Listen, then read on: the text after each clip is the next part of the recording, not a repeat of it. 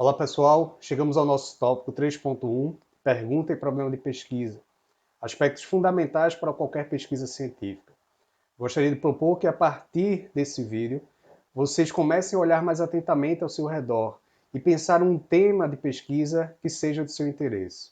Um tema de considerável relevância científica, mas também para a sociedade de modo geral. Pode ser de qualquer área ou campo do conhecimento, mas vamos refletir sobre este e buscar transformá-lo em um objeto científico a ser estudado.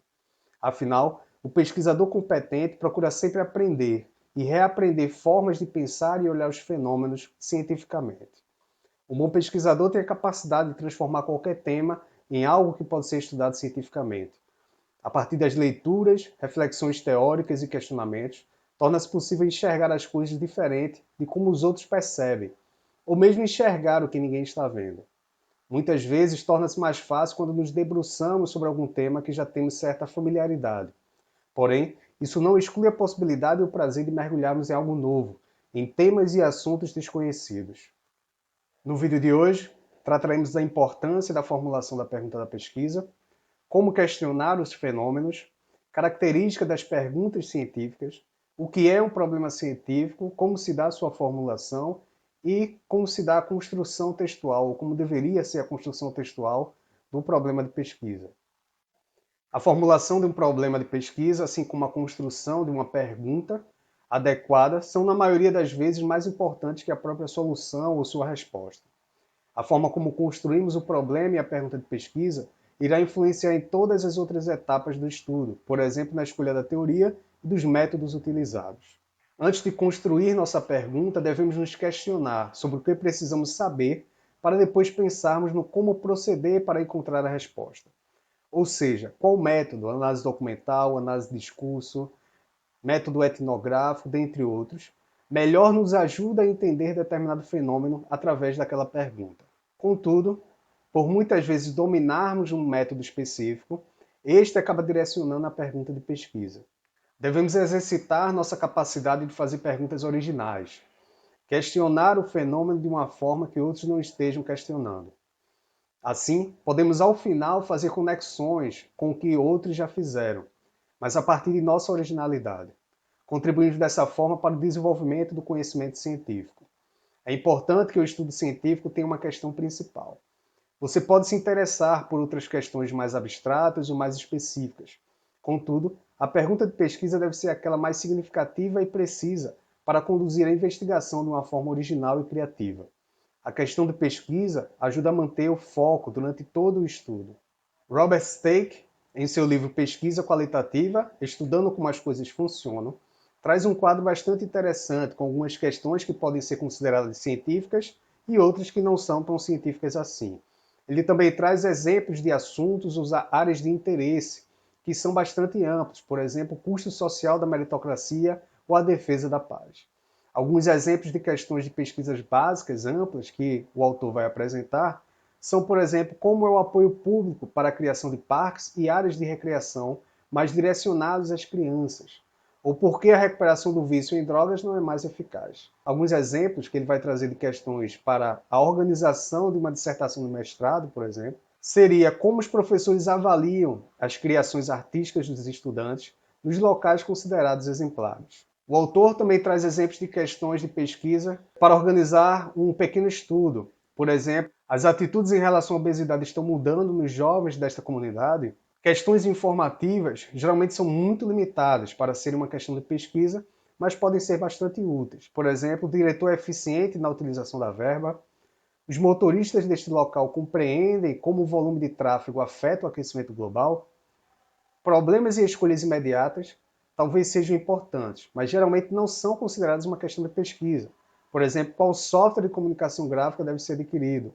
Como as funções do gerente serão realizadas se esse cargo for eliminado? Percebam então as diferenças nas formas como se questiona algo e o que diferencia uma pergunta que direciona a uma pesquisa científica ou apenas acerta informação ou escolha imediata. Toda pesquisa, como já mencionei em outros vídeos, começa com algum tipo de problema ou questionamento, que pode ser determinado por razões de ordem prática ou de ordem intelectual. Nem todo problema se enquadra como científico. Para desenvolvermos uma pesquisa, precisamos verificar se este se trata de um problema científico ou mesmo construí-lo de uma forma científica que possa, assim, ser estudado. Problemas que se referem ao como fazer de maneira mais eficiente não são problemas científicos. A ciência pode, nestes casos, fornecer sugestões ou inferências para nortear determinada tomada de decisão, mas não responder diretamente o problema. Esses tipos de problemas são, antes de tudo, problemas de valor ou de engenharia. De valor, por exemplo, quanto se é bom ou mal, desejável ou indesejável, certo ou errado, melhor ou pior, se deveria ou não ser feito. São questões de valor que levam muito a considerações ou conclusões subjetivas. Mas já vimos em outro vídeo que uma das características da pesquisa é sua objetividade. Existem formas de estudar valores objetivamente e filosoficamente como fatos. Porém, esse é um assunto para outro momento. O problema científico envolve variáveis testáveis, observáveis e manipuláveis. Nestes problemas e respectivas perguntas, torna-se possível analisar as diferentes variáveis e suas relações. Percebam que esses problemas e perguntas podem contribuir para informar processos decisórios que vão culminar em ações práticas, como de políticas públicas e ações dentro da empresa. Porém, o que condicionou a formulação foi uma preocupação científica. Em seu livro Como Elaborar Projeto de Pesquisa, Antônio Carlos Gil aprofunda essa discussão, demonstrando várias formas de problemas de razão prática e intelectual. Também no vídeo que trato das classificações das pesquisas, por exemplo, exploratória, descritiva e explicativa, temos indícios de como podemos construir o problema e a pergunta de pesquisa. Mas então, como iniciamos a construção do problema? Podemos dar início pela imersão sistemática no assunto, ou no tema a ser estudado, lendo mais, conhecendo mais a fundo suas características e suas peculiaridades. Também podemos estudar a literatura existente sobre o assunto, assim como discutir com pessoas que têm mais experiência, ou pesquisadores que têm mais experiência nesse campo de estudo. O problema deve ser formulado como pergunta. A escolha de um tema no início do processo da pesquisa não constitui um problema, mas ao formular perguntas sobre este, provocamos sua problematização. É frequente nos depararmos com problemas desestruturados e formulados de maneira vaga, deixando difícil de compreendê-lo ou mesmo perceber como proceder para o seu estudo. Por isso, o problema deve ser claro e preciso. Além da objetividade, as pesquisas científicas se debruçam sobre fatos empíricos e não as percepções pessoais. A pesquisa é então desenvolvida com o intuito de buscar uma resposta ao problema formulado, não necessariamente a solução para algum problema concreto. Muitos pesquisadores tendem a formular o problema de forma muito ampla. Porém, devemos sempre buscar delimitar espacialmente ou temporalmente os aspectos, grupos, indivíduos, elementos ou variáveis que iremos estudar. Essa delimitação muitas vezes está relacionada aos meios disponíveis para acessar determinados grupos ou objetos de estudo. Tratarei um pouco mais sobre isso em vídeos futuros, quando for abordar o tema do corpus de pesquisa. Por fim, o texto científico deve ser claro, interessante e objetivo, tanto para aqueles familiarizados com o tema, quanto para os que não têm nenhum conhecimento sobre o mesmo. O pesquisador não precisa usar termos rebuscados para transmitir seriedade, inteligência ou profundidade em suas reflexões.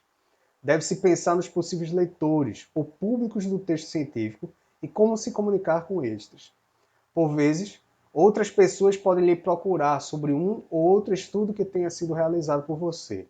Lembro de um pesquisador argentino que há uns anos atrás entrou em contato comigo para debater um artigo que havia publicado em um evento em Brasília. Foi a primeira vez que me dei conta da amplitude que o nosso trabalho pode ter, assim como da responsabilidade que temos sobre aquilo que produzimos enquanto pesquisadores. Espero que esse vídeo tenha esclarecido um pouco os aspectos fundamentais sobre pergunta e problema de pesquisa para vocês e que estejam gostando das discussões que tenho trazido através desses vídeos. Quem tiver interesse em se manter atualizado sobre nossas pesquisas, projetos e ações, assim como mais conteúdos de videoaulas, é só seguir as redes sociais do Laboratório de Gestão e Sociedade, Lages do IFRN, ou minhas redes sociais, porque sempre estamos postando materiais e discussões sobre temas diversos. Nos vemos então nos próximos vídeos. Forte abraço.